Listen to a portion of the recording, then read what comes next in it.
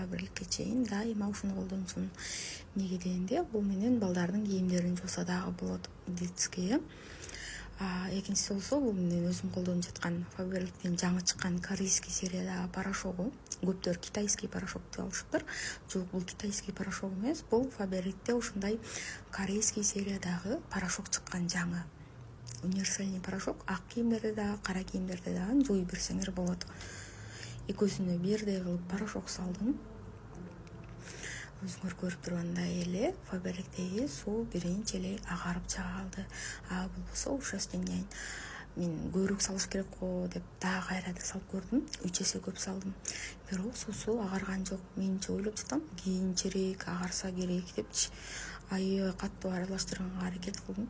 Суусун да төгүп алдым, автоматка окшоп аралаштырайын деп. Натыйжасын өзүңөр көрсөңөр болот. Фаберликтин порошогу менен дагы балдардын кийимдерин жууй берсеңер болот. Гипоаллергенный, дерматесттен өткөн, эч кандай аллергия кылбайт жана балдар үчүн дагы эч кандай зыяны жок. Халал деген сертификаты бар. Негизи экөөсүнүн баасы бирдей эле болуп калчу да экен. Албетте ар ким тандоосу өз колунда. Ар ким өзү